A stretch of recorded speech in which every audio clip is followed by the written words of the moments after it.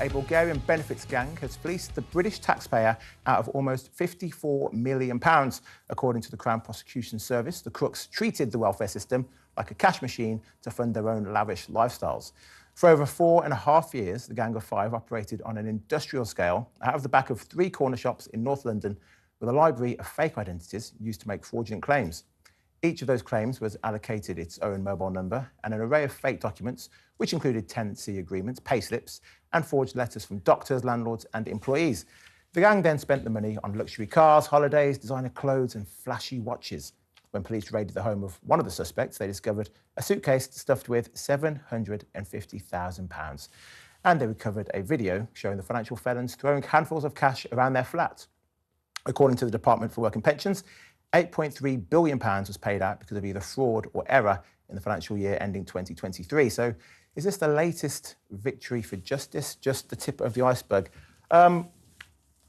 It's mental that this has happened. What I find even more mental is that they've stolen out all of our cash, all of our tax-paid money. Now they're going to be put in our prisons, which we're going to have to pay for. And after a couple of years, they'll get kicked out, hopefully be deported from the country. I would rather they were kept in the country and made to work in a chain gang, fixing our potholes, picking up our litter. That's it, until they've paid off the 54 million, which is gone. If this has been sent to the crime gangs back in Bulgaria, it's gone around Europe, we're not going to get this money back. I just think this... Bring back chain gangs. To me, these stories and illegal immigration stories, just every time I think, why can't we have digital ID cards? That's what I know. Slippery slope. Very slippery slope. But it would solve these problems. It would. It really, really would. And everyone would know where you are all the time.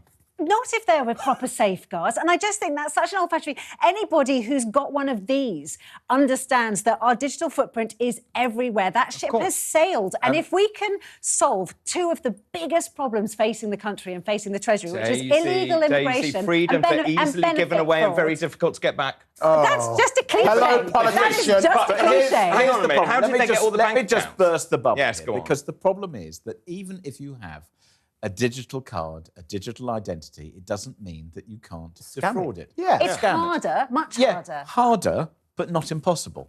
As we've seen, you can have the toughest computer system in the world and you can hack it. You can have the toughest security system and you can hack it. What's concerning to me is that, setting aside the £54 million, which has gone walkabout and been spent and all the rest of it, is the amount of money that's probably been spent by the police in order to trace, track, follow, prosecute and get this done. This is the tip of the iceberg. We do have industrial abuse of our system.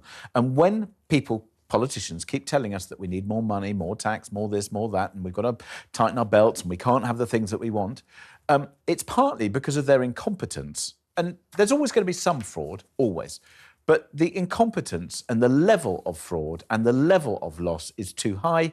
That should be a priority to reduce that and also to reduce the waste. And where's the due diligence? So how did they open the bank accounts in the first place? That's one thing I don't understand. Why did no one trawl social media? Because there were clues all over the social media, apparently. But also, let's go back to the bounce back loan. Do you remember that? Of course, this was to help businesses out. £1.7 billion of fraud in COVID. So people opened companies, they didn't exist, and of course they took the cash and then they closed them down. And that's because nothing works. So why did we allow these people to open all those accounts? How did they get away with that?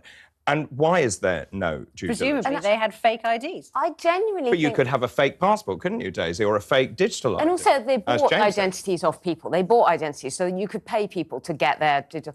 I completely disagree. I think this is what happens when everything goes online, because they never had to turn up. They never had to, in person, turn up to claim their benefits or show that they were looking for work or anything. Everything is virtual now. Yes, so they were able to do this. They were running this scheme. Yeah, but they had fake IDs. And actually what James was saying is that there's cyber hackers and cyber issues.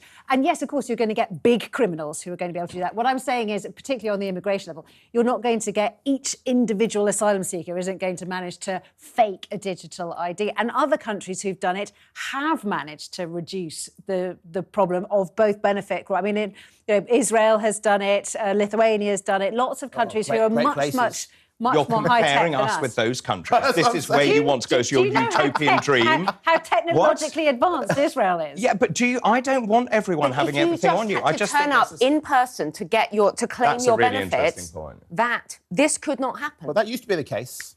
Yeah. You had to go and get your dole. It used to be the case, JJ, in the good old days.